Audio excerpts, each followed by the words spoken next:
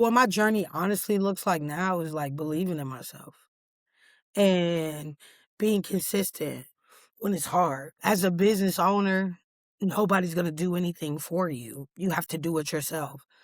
And being that there's so many people out there that's trying to do the same thing you're trying to do, at times it could be hard. And it could be like, Mm, well, what makes you different mhm. than Jomo down the street? Yeah. If you ever worked a double, burned your hand, still showed up, this one's for you.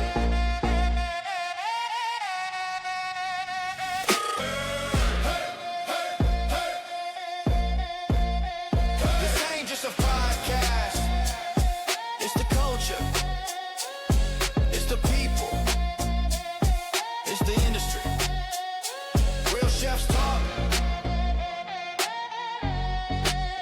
And everybody gets heard.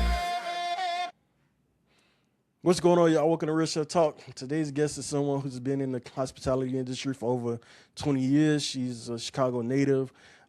She's not only worked in the kitchen, but she's also worked as housekeeping director. She's worked as front of the house director.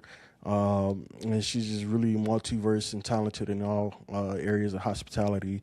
When you talk about somebody who really is about culinary and has a heart and passion for the things that she do, she's that person. And today we're gonna unpack it. So please help me welcome Jasmin. Welcome to Real Chef Talk, Jasmin. I'm so happy to finally have you here. It's been a little rough morning trying to get this going on, but we here. We are here. We are And here. I'm We are excited. here. Me too.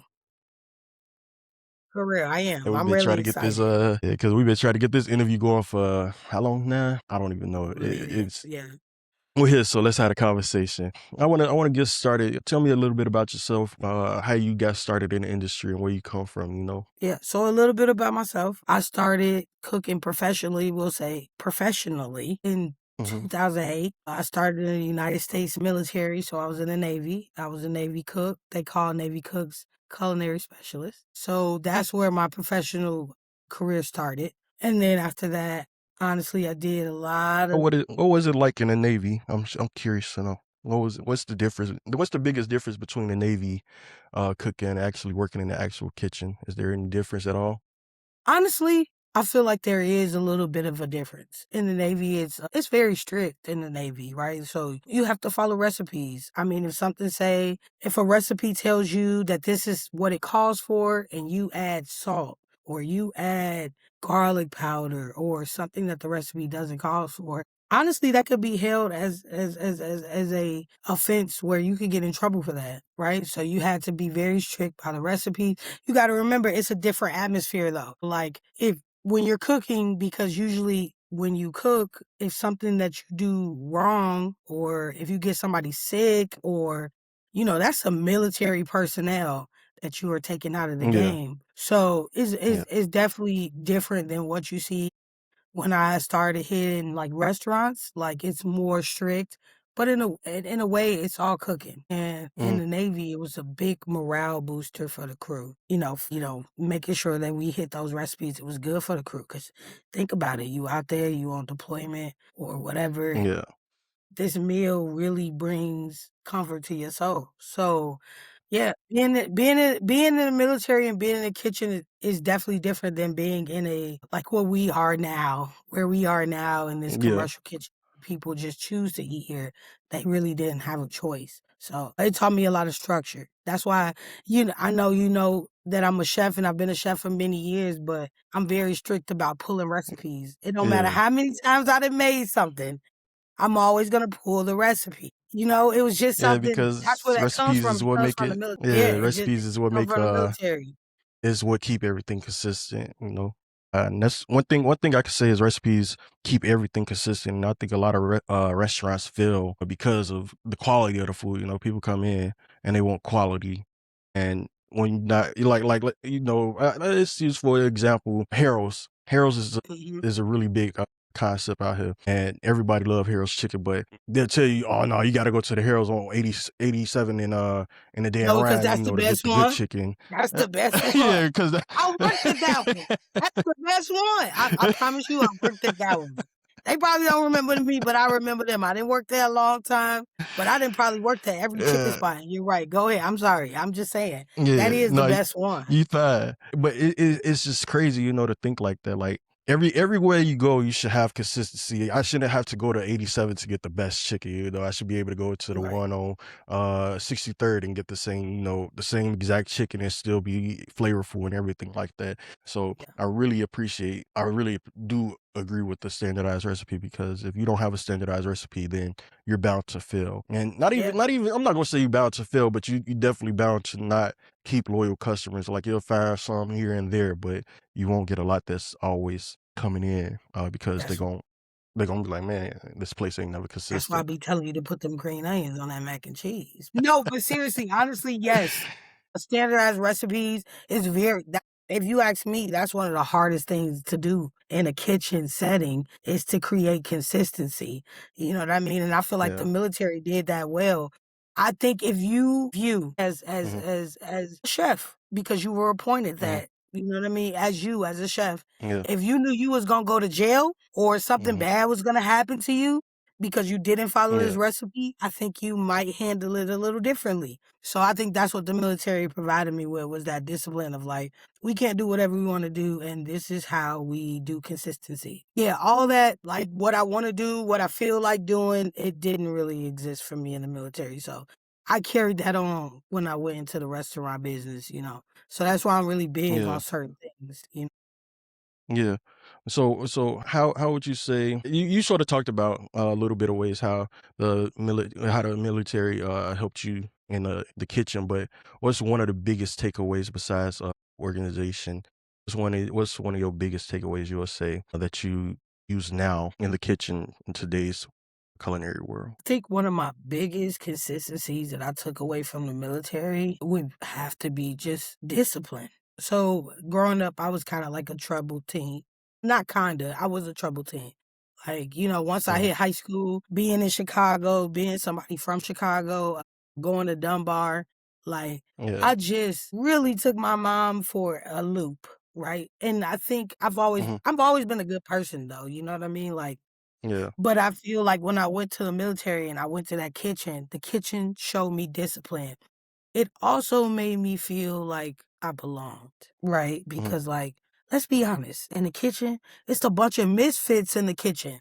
It's a Yeah. bunch of people. Yeah, we all misfits. It's a bunch of misfits. And somehow I was able to fit in there.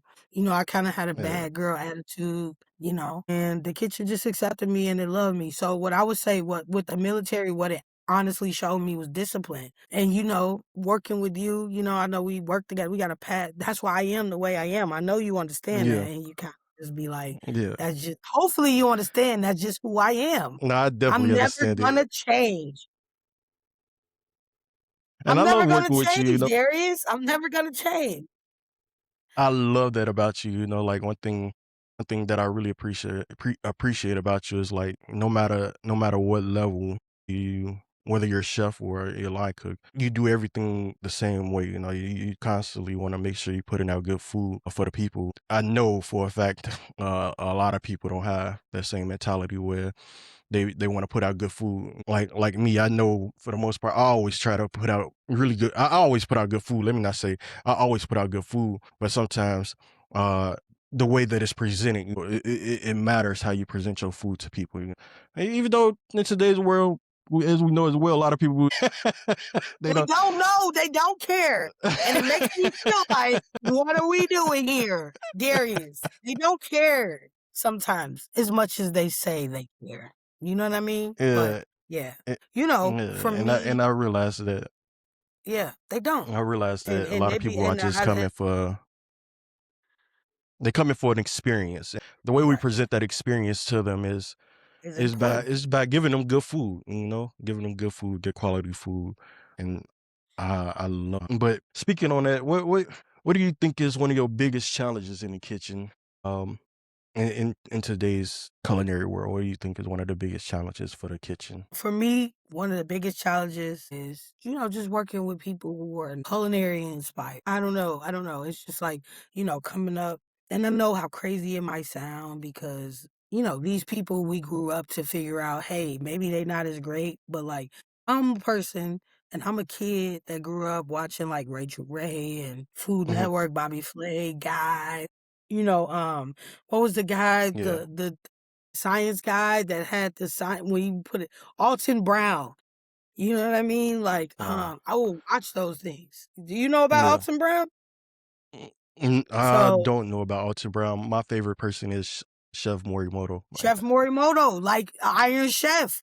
Iron Chef was huge yes. for me. I loved watching that show, right? So like with culinary for me, like I literally love culinary. Like I always want to do that. I think I might have told you Mm-hmm. this, but I'm speaking on camera of times where I would be making a pack of noodles, my guy, and I would be in there Mm-hmm. emulating or imitating what I see on is emulating the word. Is emulating the word. Don't Yeah, have me out imitating. here. It's more so imitating, not emulating. Imitating. Alright, You'll say I'm a chef. imitating. I don't know all the correct terms, okay? But imitate I was always like seeing doing what I seen on like, culinary channels. So I would Yeah. be making a pack of noodles, right? And my little brother name Mm-hmm. is Darius, just like your name is Darius. Yeah. And my little brother be like, "What Yeah. are you doing?" And I would just be like, this is how you put the seasoning packet. For me, I think the thing today is like you just don't find a lot of people that are that actually love to cook, bro. Like we just get like the aftermath of people who need Yeah. jobs and like, the culinary experience as far as like staffing because I've been that Mm-hmm. manager is like whoever we can get. We always need somebody in the kitchen because nobody wants to do that job because Yeah. it's not glorified. You know what I mean? Like it's a hard job. Yeah.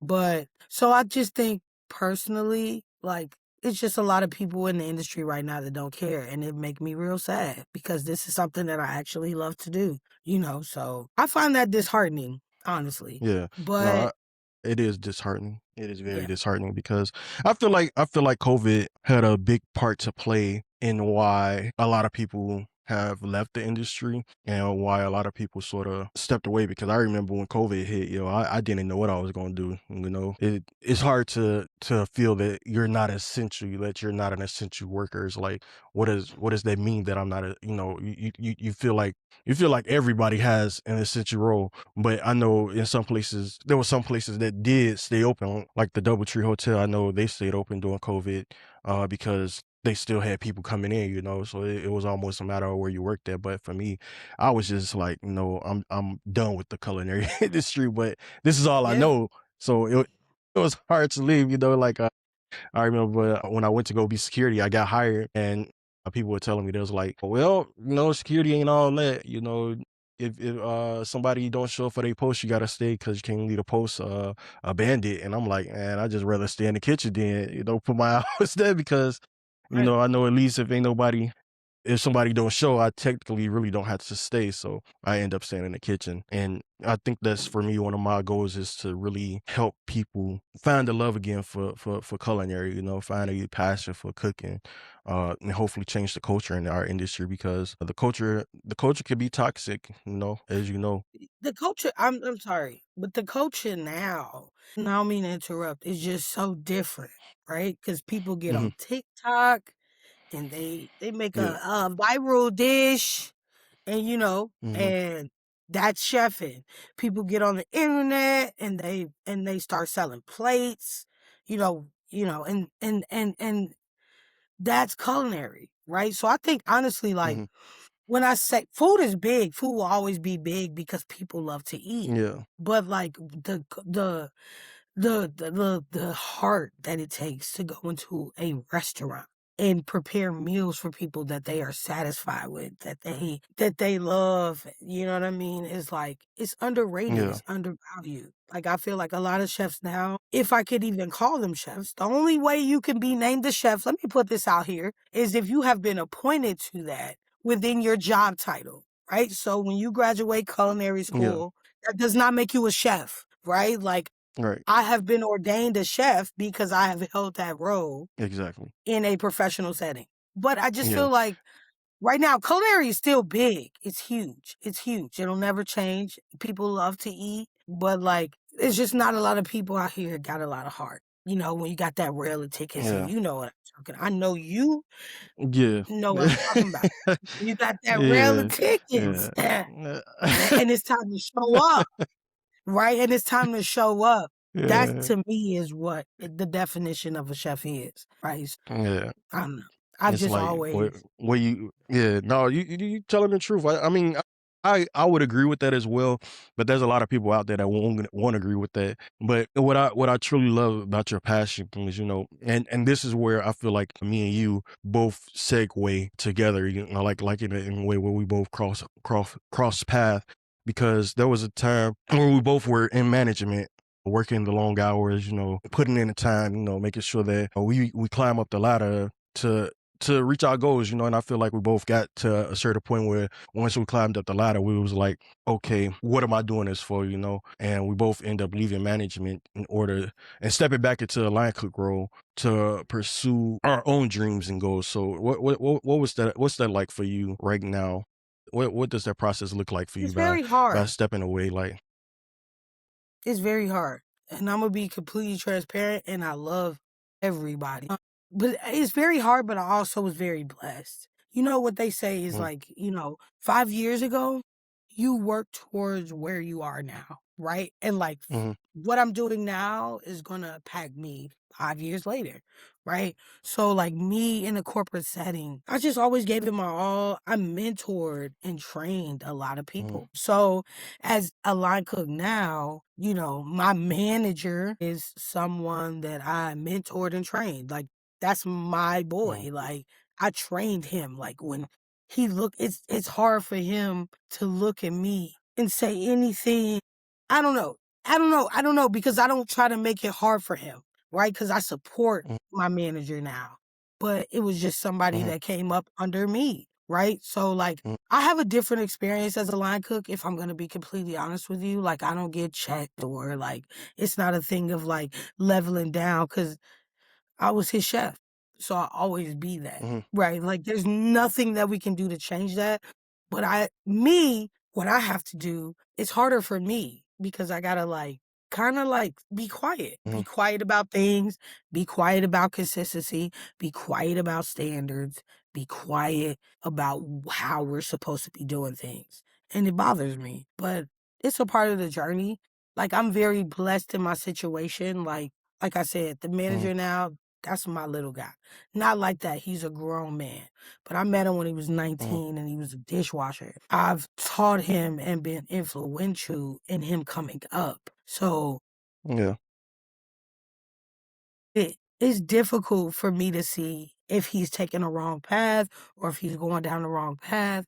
I want people to respect him. And sometimes we Yeah. want things, we want things for our Mhm, people that we know more than they understand why. But I'm just always been a tough person, and I was yeah, raised by tough chefs. So I really don't mhm, know how to be different. But like me as a line cook, to answer your question, it's not a struggle at all, right? The struggle is not being chef because I'll always be chef. My mentality is chef. When you work with me, my yeah, mentality is chef. It's like, why yeah. do you care so much? I don't know. It's just something that's with, right? But I don't really struggle with anything. For me, I'm in my perfect situation right now, right? Like, I really am. I don't have anything to complain about being a line cook.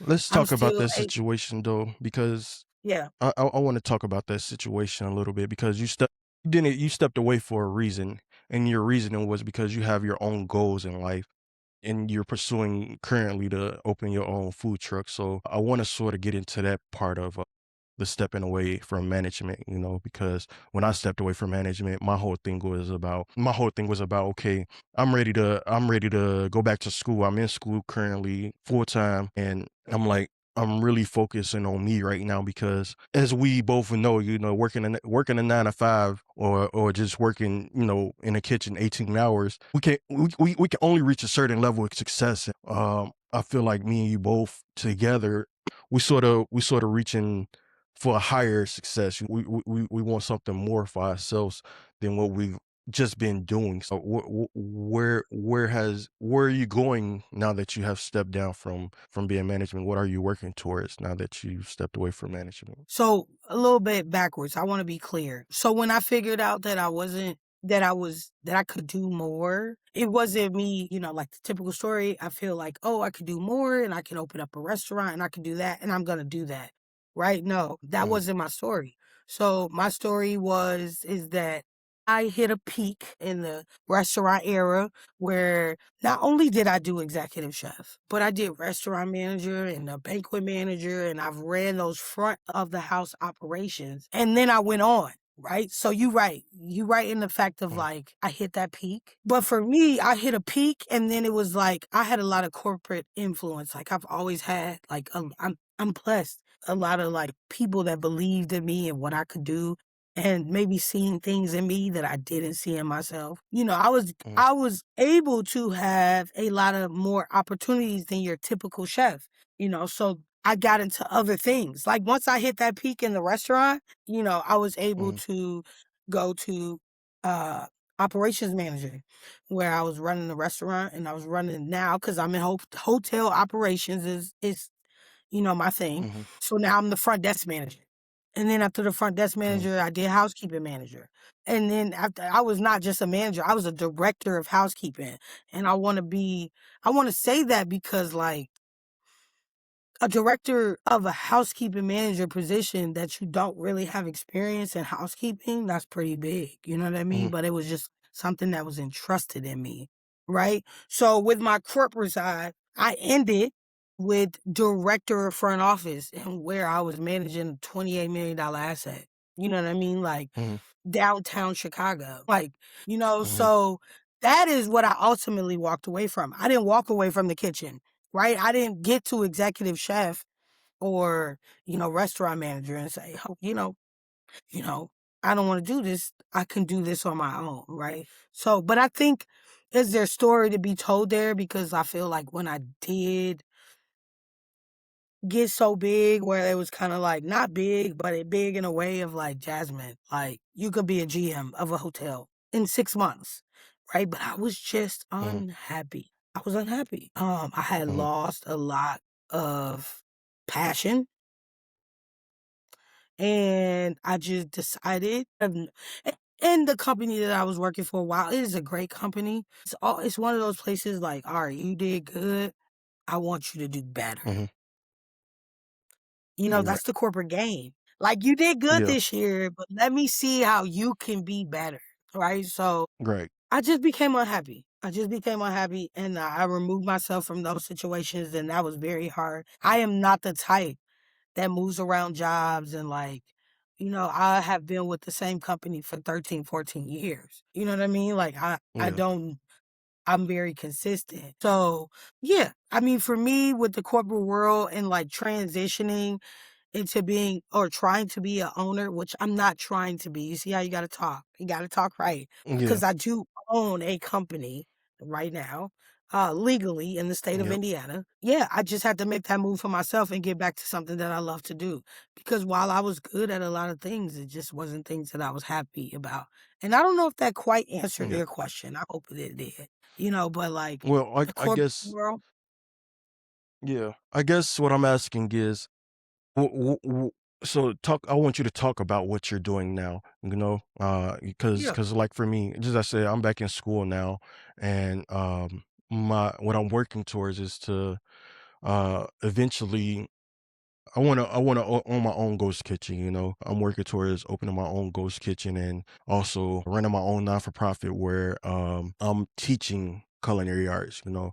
I wanna teach the next generation. I wanna help grow the next generation because when I think about today's the world that we're in today, a lot of people, they don't cook at home anymore, you know? Nobody we live in a world where you're able to get on your phone, order from DoorDash, order from Uber Eats, and order from you know I actually disagree with Postmates, that. things like this. I'm sorry, Really, but this is a conversation. I actually disagree with that. I think more people are likely to try to cook at home now because you got the TikTok and the viral, and I know because I live with it, right? Like my spouse Mm-hmm. or my significant other. You know what I mean? Like she sit on TikTok all day and then she Mm-hmm. wanna, either she want me to cook it for her or she wanna try it, right? I feel like Mm-hmm. personally, which is what I build my business on, is people do not trust restaurants, right? Like, cause Mm-hmm. why? Because we have a lot of people in the restaurant industry that don't care. And I'm paying all this Yeah. money and they just gonna send me out whatever. So personally, I Yeah. disagree with that. You know what I mean? Like, I feel But like people are more likely to cook at home. Honestly, they are, but yeah. that's just my And personal and I opinion. and I feel that. But to sort of get back to where I was going with it, I was trying to. Yeah, I want you to sort of dive into what your journey is like going into opening up your own restaurant, and what are some of your goals with going on this journey, and what steps have you taken in order to get to where you're trying to go to. Yeah. So I stepped down from management in June of 2025. And since then I've done a food entrepreneur class. I've done a revenue class. I'm working on completing my business plan. And now I just, I had to do a couple things to get my save serve back because I kind of let that go. But what my journey honestly looks like now is like believing in myself and being consistent when it's hard. As a business owner, nobody's going to do anything for you. You have to do it yourself. And being that there's so many people out there that's trying to do the same thing you're trying to do, at times it could be hard. And it could be like, Mm-hmm. well, what makes you different Mm-hmm. than Joe Mo down the street? So for me right now, my journey has looked like being empowering myself, believing in myself. You know what I mean? Because honestly, it doesn't matter what anybody think. Even your family, your girl, whoever it is, it doesn't matter what they think. It's about what you think about yourself. It's just been an internal battle right now, but I'm still moving. Internal battle doesn't mean that I've stopped. So we looking to do what I'm trying to do right now, as you mentioned, is mobile food business, right? And my ultimate goal Mm-hmm. would be multiple food trucks, not just, like one or two. I want 3 or 4 or 5 or 6. Like I'm trying to start a Mm-hmm. chain. That is my goal. Kind of like in the realms of, have you ever heard of Let Us Entertain You? Yeah, You heard of that I actually before, right? worked at Letters Entertain You for a while. Yeah. Right. And then with Lettuce Entertain You, they have different concepts to different restaurants. Mm-hmm. So I'm kind of going to be under that umbrella of like, I want to do different concepts, right? So right Mm-hmm. now I'm working on one concept. It's called the Birdhouse. So at the Birdhouse, it's very special to me because a lot of people don't know, like I've worked at every chicken spot in Chicago, right? So I've worked at Mm-hmm. Harold's, the one you talked about, right off 87. Mm-hmm. I've worked at Popeyes. I've worked at, Buffalo Wild Wings. Like I've worked at every chicken spot. And it's kind of like when I sat down and I thought about it, everything in my journey has been connected. So Mm-hmm. I thought, let's do the Birdhouse. So we starting off with the Birdhouse concept, and we're gonna start off doing festivals because I don't want to just go out and spend a bunch of capital. So we're gonna build some capital and do festivals and farmer markets and stuff like that. So it's been very difficult for me just to kind of get my foot in the door, but I also have a Mm-hmm. lot of support. I did a festival back in October with my instructors. So they kind of gave me the game, and she recently hit me up, for support, and I'm going to be meeting with her soon. But it's just consistency. It's just waking up every day, thinking about your business and thinking about what you can do. Is it easy? If you ask in my journey, is it easy? No, it's not easy, right? I got a full-time Yeah. job, a full-time family, and yeah, but it's just been relentless, me just trying to do this thing. Mm-hmm. Yeah. So my journey, that's where I am right now in my journey, and it's been great.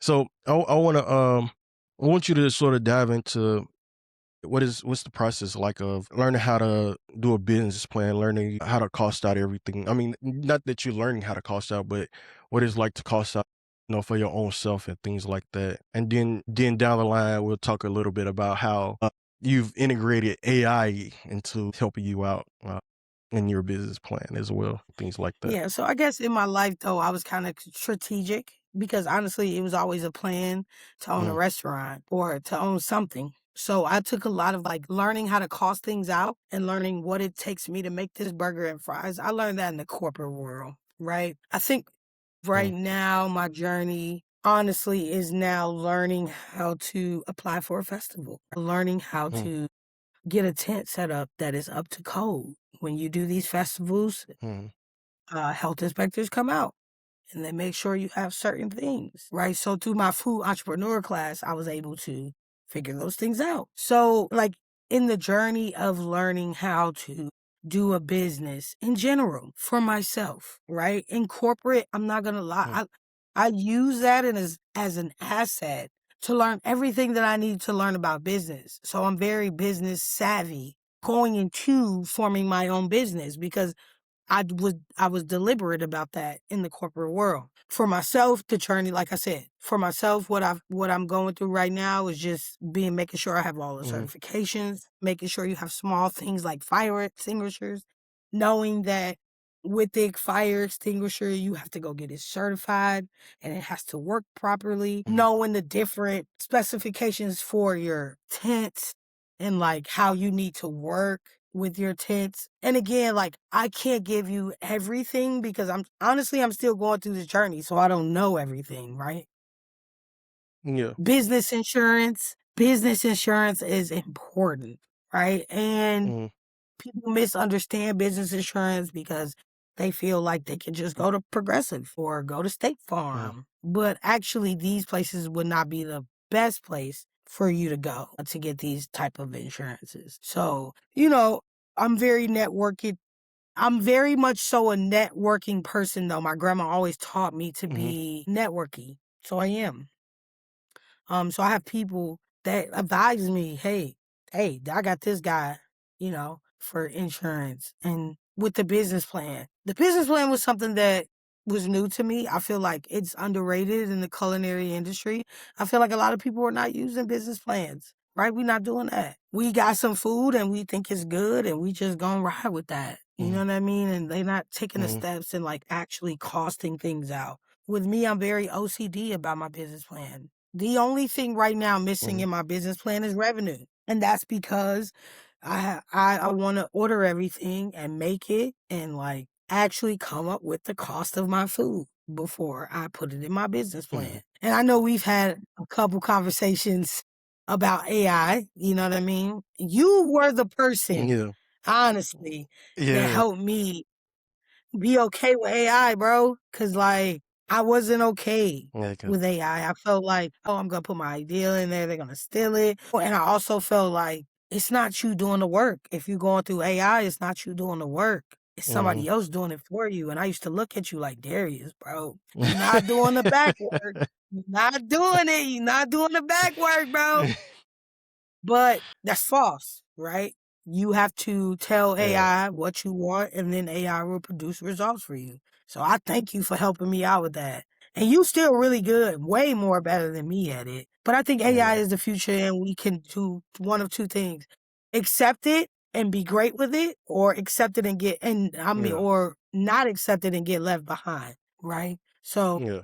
but I just want to fine tune that. So on the business side of me learning my business, I'm still learning. But some of the things that I Yeah. mentioned, like getting different licenses and making sure that you're compliant to what's going on, that's new to me. Food costs and like costing out menus and, none of that is different. I would say my journey has Yeah. been just learning what I got to do in order to be a mobile food Yeah. business. You know what I mean? So Yeah. that's how I answer that. Yeah. And I think I wanna, backtrack a little bit on the AI thing. I think a lot of people, um, don't understand exactly how to use AI in a way. There's a deeper way to use AI in order to help you succeed in the things that you want to do.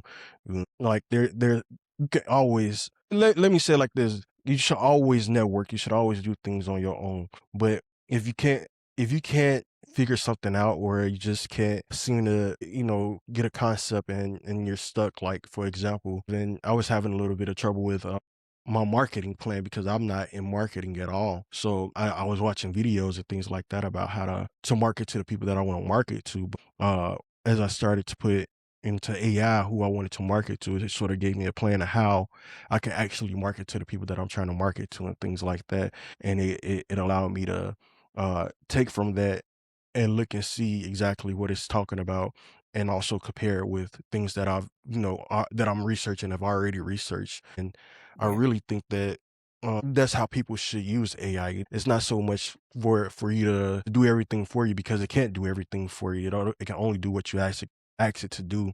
And if it's something in there that you like, I could tell AI to give me to give me a business, but if I don't know anything about that business or anything like that, how can I act out on that business? You know what I mean? Like I could say, Right. I could tell AI, oh, I want to go into business for um auto mechanic. Help me be an auto mechanic. There's no way that it can actually help me be an auto mechanic. It give me the basics of, try to break down what auto mechanic does, but you have to actually have the actual knowledge and the actual hands-on experience of what it's like to be an auto mechanic, because if not, you're going you gonna get hurt trying to do Right. it. No, that's for real. Yeah. I So mean, you can have AI as a yeah, tool, but you still got to go out and do the work. And you still got to know what you're talking about to ask it exactly, the proper questions to get where you're trying to go. So that's what I learned about AI. exactly. And I appreciate you because I was really against it. And I'm not going to lie, it was a lot of people, I'm not going to say a lot of people, but it was people that talked against you for using AI and formulating your business plan. Hmm. But they were wrong, right? Because here I am. My business plan Yeah. is a live plan. A live plan Hmm. has a lot of AI influence and it helps you a lot. Phrasing what I'm saying, but I Yeah. had to put it there first, right? But Yeah. I still struggle with like my ideas getting out to the public. You know what I'm saying? Well, you know what I mean? Hmm. But like I had a guy, because again, I'm big on network and I always seem to run into Yeah. people that, you know, before me and have been in the business, and I'm not lying about that. So this guy named John, Yeah. he is a guy that works for Southwest, but his Southwest Airlines, he's an airline attendant, but his family owns a bunch of like family video stores, and I just happened to meet him. Hmm. And what he said to me too that helped me with AI was, Jasmine, you got to realize you're not reinventing the wheel. There's nothing that you're doing that hasn't been done before. And I feel like Hmm. that was critical for me because in some ways I felt like what I was doing is like original. But it is original. It's original to me and my thoughts. But like Yeah. somebody's already attempted that thing. Right. So Hmm. yeah, I feel like just because you talk to AI, it don't mean that, you know what I mean, you're cheating how I used to feel. You still have to have a plethora of knowledge on what you're trying to do. And, that's just that. So I appreciate you for helping me out with that. Yeah. Honestly, Of because course, I Uh, struggle with it. yeah.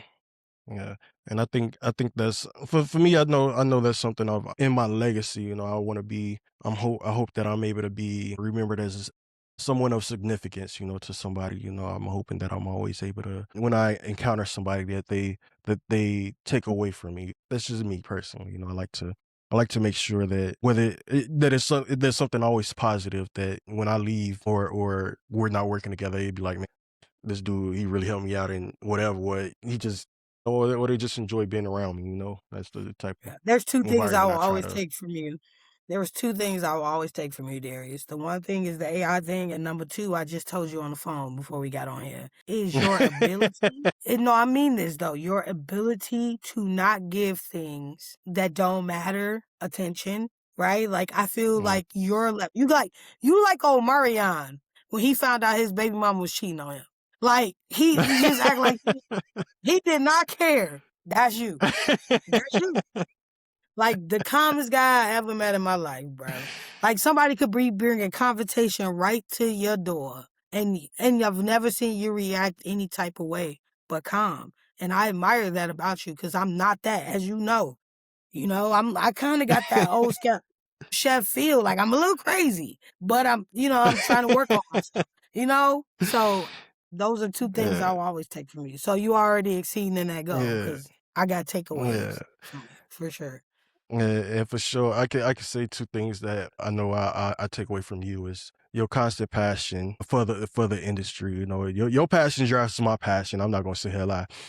That's one of the things that keep me going. Because sometimes you need somebody that you can sort of feed off of while still doing the things that you're doing, even though I know we all go through our struggles and trials and tribulations, but it's always nice to have somebody who has the same goals and the same mindset that you have, because when you're not around those people, and I hope this is something that people can take away, when they say birds of a feather flock together, that is a real statement, like when you're around people that are like-minded, you tend to go into that same direction. So if you're trying to be successful and you want to do something in life, you have to get around somebody that knows a little bit more than you, or that is already doing what you're trying to do. Because if you don't, you'll find yourself in a stagnant spot and unable to move, because you only know what you know, and the people that's around you don't know any more than you know. So you have to get around people that are really can pull out of you what's already there. It's not something that's lost, but it's within you. You just need people to help pull it out of you sometimes. And I Right. appreciate you, because seeing your passion just be legitimately, it reignites my passion every time. And the second thing is you're you no matter what. You're true to you. It's really hard to find people that's very authentic and who they are, and I appreciate that about you. You've always been the same across the board. no matter no matter who it is, or what it is, you gonna be you. Yeah.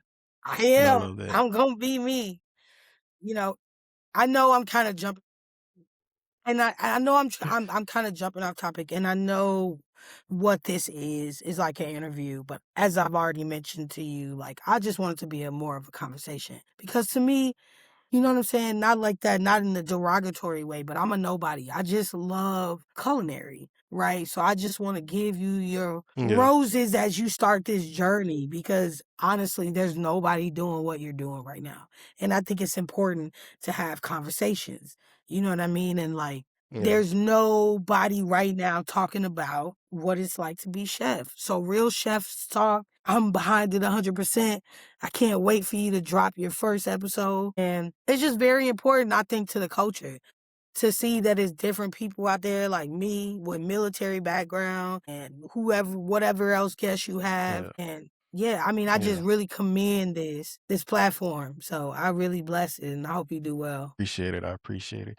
As we come to the end, Yeah. I think we've had a tremendous conversation, and as we come to the end, I wanna segue into what I like to call unpopular opinions. As you know, I talked to you about a couple of my unpopular opinions on the show, and I think one of my unpopular opinions today would be that, how do I say? I let you give me your unpopular opinion, then I come back to mask, because I'm trying to make sure I don't repeat the same thing, because I've You been know, I've been thinking about this question, and I know you're trying to wrap up the interview, but I was kind of shocked because it ain't been that long. But talking to you, I like talking to you. But one of my yeah. unpopular opinions, I would say, which is like sweet potato pie. It's not that good, bruh. Like, I could go all year without it. I hope I don't lose my black Wow. card over this, but it's not a sweet potato pie kind of girly. I got one more. But I Wow. feel like this one is a lot of people's, low key, a lot of people's like thing. But like Yeah. truffles, white truffles it tastes like garbage, right? It's not good. I don't know why it's so expensive. Wow. I You love like truffle, yo. truffles? I love truffle fries. Yes, truffle fries are my Wow. favorite, yo. I don't know where it came from. I don't using actual truffle versus truffle oil it makes all the difference, but I love truffle fries. I don't know where it came from, but I love it. Wow. Truffles is trash. Uh, I'm gonna make a video to show you what you should do with truffles. I don't know why people out mm, here spending all this money on truffles. Honestly, I don't. but That's my personal opinion. this was when I'm about to get a lot of slack for.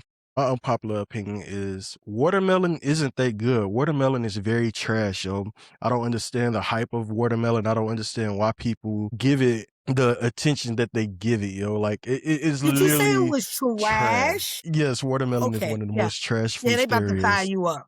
Yep, they about to fire you up. You deserve it. You deserve it. Watermelon is trash. Is that what we're Yeah, doing, watermelon is one of Darius? the most trash. Oh, okay. Wow. Now Okay. you see So why I here's the let you go thing. first, right? No, no, no, no, wait. Here's the thing. Okay. I will say the only thing about watermelon that I don't like is eating it around white folks or anybody that's not black looking at us like, look at you. You like that watermelon, don't you? Otherwise, you are tripping. Watermelon, sweet and good. I'm gonna tell you, my significant other, she came when you said that, she slid in here and she agreed with you. But I don't know what's wrong with y'all. Cause watermelon is delicious. Delicious. Like I honestly don't know Yeah, what is what wrong I'm with y'all. sorry. I just don't Wow. understand the hype about it. It tastes. I don't know. It tastes like You it saved tastes that one like for me, Propel huh? water to me. Yes, Propel that's me. water. You Yeah, it tastes saved like that one Propel just water for to me. me. You had Like to. it's That's crazy. that's my unpopular That's crazy, opinion. Darius. I can't believe that. But it is what it is. What can we do? And again, Yeah, exactly. that unpopular opinion thing that you got going on, man, I think you're going to get a lot of heat for that unpopular opinion, man, because you be tripping. I You be know I'm gonna get. tripping. Yo, I don't remember what your other unpopular opinions were, but I figure they're very controversial. But, Man, people will go be in the comments. Say, y'all get out my comments, y'all. But no, for real, get I out. really appreciate the conversation. I Yeah. appreciate this. This was a very good conversation. I feel like it was very useful. I feel like people will get something from this. What's one thing do you want to leave the people with before we get out of here? One thing I want to leave the people with is that I love cooking. And all I want to do is bring flavorful food to people. And I want to do that regularly and often. Even in my job now, I push all my guys around me. I give smoke. I got an attitude and I don't Mm, care. Because my main goal, honestly, swear to you, is to provide good food for people and a good service, you know. And I'm just mm, passionate about what I do. You know what I'm saying? And I love culinary. And hopefully Darius will have me on again. And it's just not no one time definitely. thing because I really believe in your platform. And the reason why that's why I'm not even mad that you're trying to cut my interview short. Because I don't feel like this is the last time that I will encounter this platform. If we talking about real chefs talk, then that's me, right? And I Yeah. just want people to know that I just love culinary and that I'm not one of them. Like I'm not your chef that you see on TikTok or Instagram. I'm not Mm, making plates for people like every day I'm really living this, you know what I'm saying? And trying to keep it alive for people to go out and eat, and feel yeah. like they want to go out and dine to restaurants because I can understand why they don't want to, right? That's what I want to leave people with. I also want to leave people with Birdhouse that's coming out this spring, May 2026. We gonna be hitting festivals. If you in the Northwest Indiana area, check me out. You know what I mean? Because we coming and we coming hard and we not stopping. And I'm gonna ask Darius to work for me too. Um, Hey, so I'm all for we it. coming hard and that's all. That's all. Like I'm just grateful that you had me a part of this. I was a little nervous, but hey, we got through it. You know what I'm You did saying? perfect, yo. Tell the people where they can find you at on social medias and things like that, where they can follow you. So right now, I'm gonna just put out my email because I don't have a page right now for my social media. Hopefully we do a part two of this. And then when I have everything set up, but right now it's chefbablaenterprises@gmail.com. If y'all want to hit me up for any catering opportunities, if you want me to send you a menu or do anything special for you, that's where you can find me. And I respond to all emails. We're working on the website right now. We're also working on social media pages, but right now it's Chef by Blood Enterprises@gmail.com. Appreciate you, Chef Jazz. I definitely look forward to having you again. There's a lot more that we definitely could talk about, and I look forward to seeing where you go. And I wish many blessings on everything that you do, as I know you will be successful. As I know I will be successful in the things that we're doing. So I Yeah, see you for sure. around. All right, Chef. I appreciate it. Peace. Later. Thank you for watching. If you have any suggestions, ideas, or things you'll let us see on the show, I really want to hear from you. Email me at realchefstalk@gmail.com. Let me know where you're watching from, what you do, and if you're interested in connecting, collaborating, or even featuring on the show. If you feel like you got something to say and something to add to the conversation, please don't hesitate to reach out. You also can connect with me on all social media platforms: Instagram, Facebook, TikTok, Spotify, YouTube. Just search Real Chefs Talk, and let's keep the conversation going. I'll drop the link in the description to make it easy for you all to stay connected with me. And I just want to say thank you and that I truly appreciate you all. Until next time.